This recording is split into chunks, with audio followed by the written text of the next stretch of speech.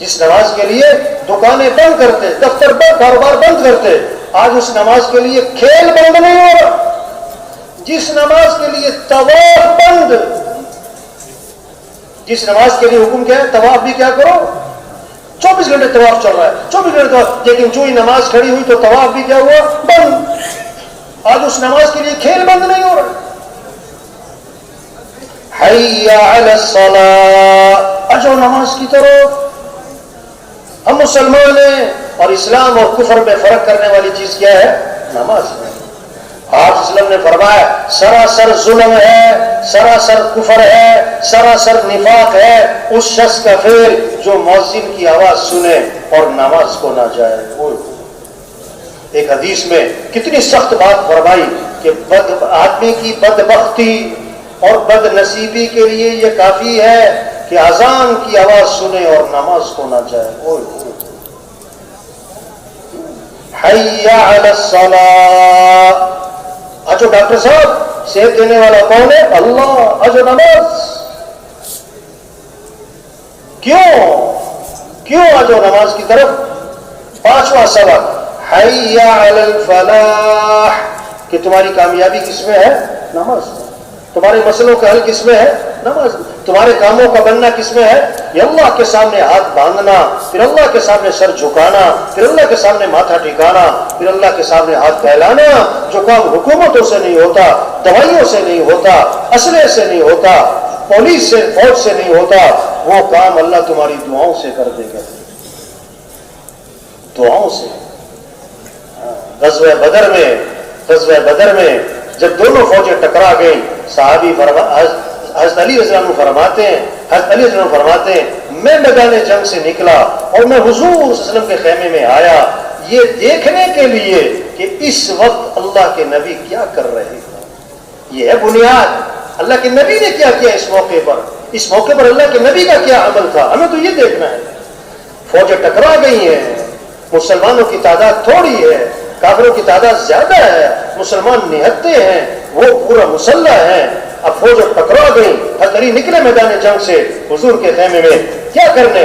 دیکھوں حضور اس وقت کیا عمل کر رہے، تو کیا دیکھا، اللہ کے نبی سجدے میں پڑے اور زبان پر تھا یا حی یا قیوم، یا حی یا قیوم، یا حی یا قیوم. حضرت علی فرماتے میں میدان جنگ میں چلا گیا، پھر جنگ کرتا رہا، پھر کچھ دیر بعد میں نکلا، پھر حضور کے خیمے میں آیا کہ حضور اب کیا کر رہے، تو حضور سجدے میں ہی پڑے ہوئے تھے.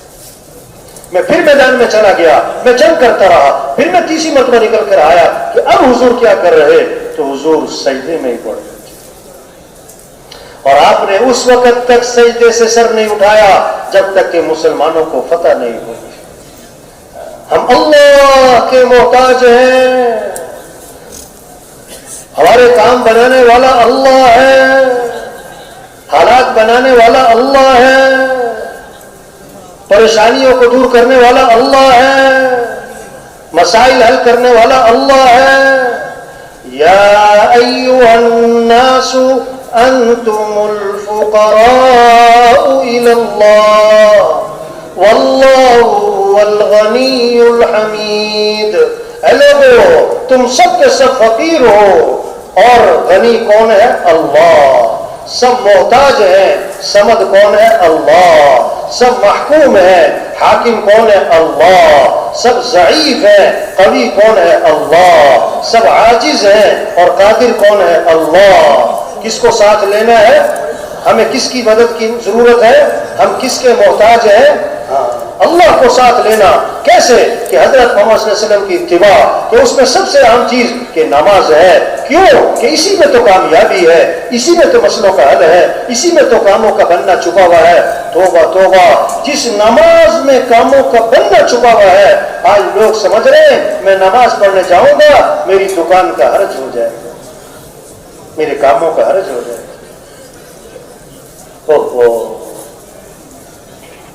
آج رزق کی تلاش ہے اور رزاق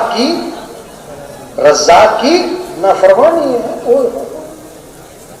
چاندنی رات ہو تو تالاب میں چاند نظر آتا ہے، حالانکہ چاند تو اوپر آسمان پہ، یہ تالاب میں کیا نظر آ رہا ہے؟ یہ عکس ہے، یہ عکس ہے، حقیقت نہیں ہے، یہ عکس ہے۔ اگر کوئی تالاب میں چھلانگ لگائے چاند کو پکڑنے کے لیے، لوگ کہیں گے بے وقوف ہے، احمق ہے، دیوانہ ہے۔ آج رزق دکان میں نظر آ رہا ہے، دفتر میں نظر آ رہا ہے، کاروبار میں نظر آ رہا ہے، ملازمت میں نظر آ رہا ہے، زمینداری میں نظر آ رہا ہے۔ اللہ پاک قرآن میں فرماتے ہیں وَفِي السَّمَاءِ رِزْقُكُمْ، تمہارا رزق تو آسمانوں میں ہے، تمہارا رزق تو اب فجر پڑے بغیر جو دکان پہ جائے، اس کو کیا ہے؟ رزق کی تلاش ہے، رزاق کی نافرمانی ہے۔ یہ چاند کہاں تلاش کر رہا ہے؟ تالاب میں۔ تبلیغ میں یہ محنت ہو رہی بھائی، نماز، ہاں ڈاکٹر صاحب نماز، وزیر صاحب نماز، صدر صاحب نماز، جج صاحب نماز۔ وزیر اعظم بننے کا مطلب یہ نہیں ہے کہ باپ کا بھی وزیر اعظم بن گیا، کوئی ایم این اے بن گیا، جج بن گیا، جنرل بن گیا، جو بھی بن گیا، باپ کا کیا ہے؟ باپ کا کیا ہے؟ بیٹا ہے۔ آدمی کچھ بھی بن جائے، اللہ کا کیا ہے؟ بندہ ہے۔ اللہ کا کیا ہے؟ بندگی کا اظہار، یہ نماز ہے۔ بندگی کا اظہار، یہ نماز ہے۔ اب جو اذان سن کے نماز کو نہیں گیا، توبہ توبہ، یہ اللہ کو اکڑ دکھا رہا۔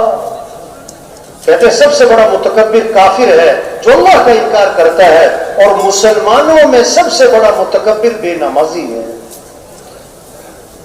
جو 5 وقت اللہ سے ٹکر لیتا ہے۔ تو مسیح نے کیا کہا؟ حی علی الفلاح، آجو کامیابی کی طرف، اس میں تمہارے کاموں کا بننا چھپا ہوا ہے۔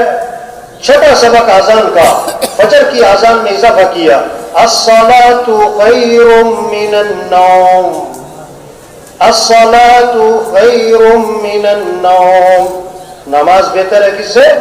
نیند سے۔ اٹھ جاؤ، اٹھ جاؤ۔ دیکھو زندہ آدمی کو سوئی چبھو، اس کی چیخ نکلے گی، مردہ کو خنجر مارو، وہ ٹس سے بس نہ ہوگا۔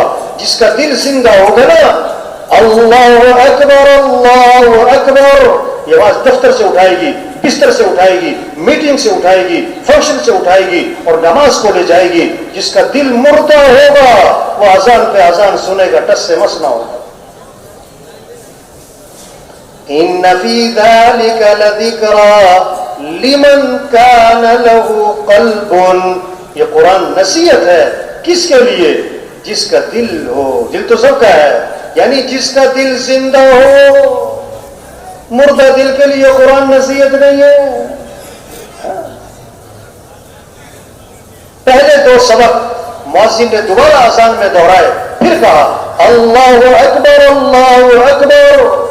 سب سے بڑا کون ہے؟ اللہ۔ سب سے بڑا کون ہے؟ اللہ۔ لا الہ الا اللہ، اس کے سوا کوئی بندگی کے لائق نہیں۔ واہ، یہ اذان جس کی سمجھ میں آ گئی، وہ اذان سن کے دکان پہ نہیں بیٹھ سکتا، دفتر میں نہیں بیٹھ سکتا۔ اذان اس کے اندر کرنٹ پیدا کرے گی۔ صحابہ فرماتے ہیں، حضرت عائشہ رضی اللہ عنہا فرماتی ہیں، حضور صلی اللہ علیہ وسلم گھر میں تشریف فرما ہوتے تھے اور ہم سے بات چیت فرما رہے ہوتے تھے، جو ہی اذان کی آواز سنتے تو ایسے ہو جاتے جیسے ہمیں پہچانتے ہی نہیں۔ اذان ہو گئی، اذان ہو گئی۔ یہ محنت ہے تبلیغ میں، کیسے سب اللہ کو پہچانے، اللہ کی مانے، ساری وحی کا خلاصہ، سارے قرآن کا خلاصہ، تورات زبور انجیل کا خلاصہ، آدم علیہ السلام سے لے کر حضرت محمد مصطفیٰ صلی اللہ علیہ وسلم تک جتنی وحی آئی ہے اس کا خلاصہ ایک آیت ہے قرآن کی، ایاک نعبد و ایاک نستعین۔ سارے مسئلوں کا حل، عوام کے مسائل کا حل، حکومتوں کے مسائل کا حل، غریبوں کے مالداروں کے مسائل کا حل کیا ہے؟ اللہ کی ماننا، اللہ سے مانگنا، سارے مسئلوں کا حل ہے۔ آج اللہ کو مانتے ہیں، اللہ کی نہیں مانتے، اللہ کی نہیں مانتے۔ تبلیغ میں یہ محنت کیسے سب اللہ کو پہچانے، اللہ کی مانے۔ اللہ کو راضی کرنا ہے